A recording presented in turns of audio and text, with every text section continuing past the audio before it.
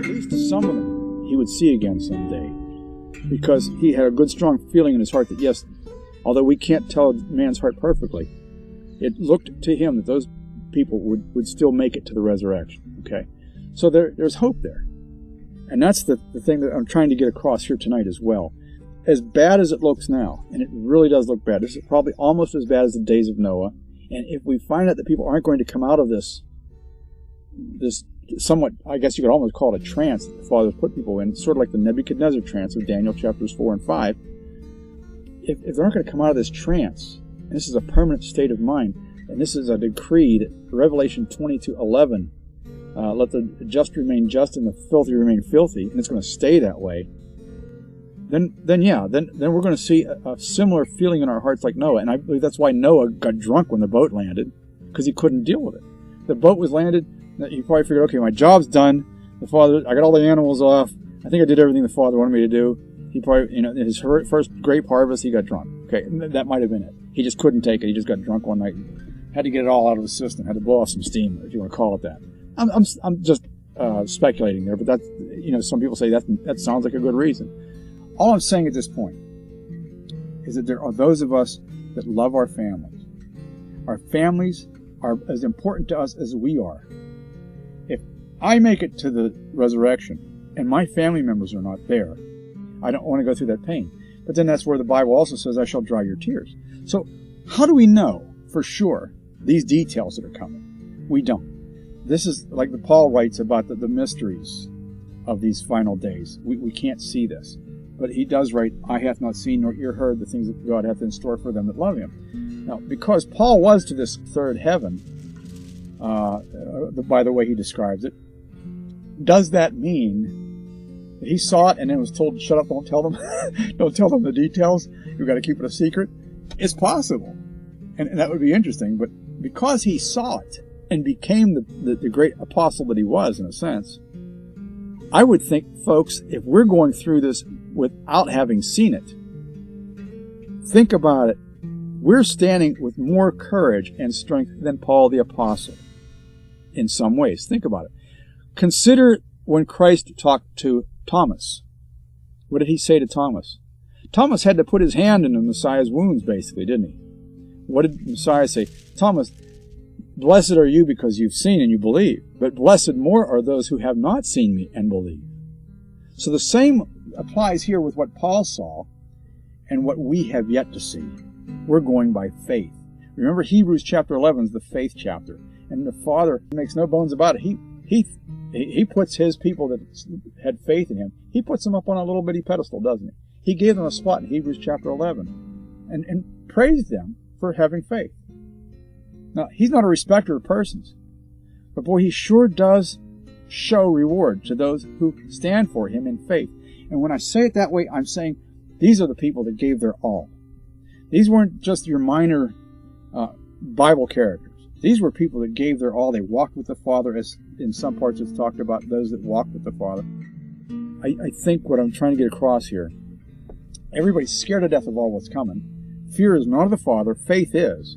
By faith you are saved, and by faith, if you can show your faith with joy, peace, happiness, and we're going to try and work on that on these calls in the next couple of weeks as we work into the chapters about the ecclesia, and we work closer and closer with the chapters going into how we're going to create a true nation under God, under Yahweh, not this artificial one that was created by the Constitution, but a true one built on the Father's law system. As we work into that, we're going to be a joyous assembly. Now, as some of you know, a lot of the people that were on this call years ago, they disappeared when I told them that the Constitution could no longer be their golden calf. And I said it gently and with as much love as I possibly could, but a lot of people couldn't deal with the fact that they had to let go of their golden calf. So, as we were coming back around to realizing, yeah, Dwayne was right, he wasn't such a crazy fool after all, we've got to let go of that, it is man's law system after all, we've got to let go of that, we get back to the Father's law system. Let's now take that information and that conviction we have, turn it into joy, and start showing it to our families. Now, with what Sandra said, what Yahusuf said earlier, about what can we say to our family members if we knew they only had one more week to go? Do it with love, conviction, and a confidence level in you that is so hard to deny. that they'll know they want to have a part of that. Is that not something that we can't take a taste of and share it with our friends? A confidence level, a joy in our hearts. That yes, no matter how bad things are for us, we know that this time is a brief vapor that's going to be gone soon. And it's just a test. My friends, above all, make sure the Father has been asked into your heart as a counselor as to how to speak to him. The Holy Spirit will guide you in everything you say. Whether you're in a courtroom or whether you're with your brother or with your sister or your mom or your dad or whatever, just continue to keep trying to show them the truth in love. Sandra, when you wrote this song, you sent it to me, and you sent it to me in a way that was like, you almost seemed like you were almost feeling like you were pestering me for me to take a look at it. And when I listened to this thing, I was so excited that you sent it. It seemed as though it surprised you that I was as excited about it as I was. But what I wanted to ask you is, are you as excited about the song now as I am in the fact that we've discovered some real blessings in it? I mean, what do you feel about the song now? Yeah, it's just exciting to me that someone else has seen also and feels the same things that I was feeling as far as contemplating the law of Yahweh and its place and to love that law. This song originally came forward out of a poem I had written some time ago, and I thought that I would like to put it to a melody, so I sat down to put it to a melody, and I'd also shared it with someone else online, and they had commented to me, because at that time I did not have the chorus actually written, and it was just the verses, and this person had said, well, why is it that you love his law? But it caused me to really dig into that more and to find out within my own heart, well, what are those things, and to break it down and to analyze it even more, and how important, like you were saying, that first and foremost our lives as an individual and fellowship with him is in a place that it needs to be, and covered in the blood and walking out in obedience. And then when you look at it that way, and it filters down into your family and how you love your husband or how you love your wife and how you teach your children. And so the course was birthed out of that. But it's been a journey, and the more I look at it, the more it branches out, like you were saying, in different areas of life. Well, the Bible says in Timothy that it's profitable for everything, and I can't see how a lot of people are missing this. That we should have the Bible for our own individual lives, and then maybe a little bit for our family, maybe a little bit for our church, but then it stops dead when it comes time to apply it to the civil government. At the same time, we then are being taught by television to ignore the Bible for our lives, because we should be sitting around and consensus based on what we see on television should be what governs the family's activities, right? Slowly but surely, we've been taught that Bible's almost a myth book that we should put back in the closet. When your song hit me, it caused me to realize that people used to sit around the Bible in the living room before there was television, before there was radio. And I went back to that time in my heart and in my mind when I heard your song. And I thought, what a wonderful thing it would be if we could just throw all the televisions and radios away and make sure everybody had a Bible in the middle of their living room. What a great family life each family would have after that. And that's where your song has sent me. What do you think? Yeah. Instead of having, like you said, the television in the center of the living part of your home, that it would be the scriptures, and that we would think on those things more. And I think the more you look into it, the hungrier you get for it.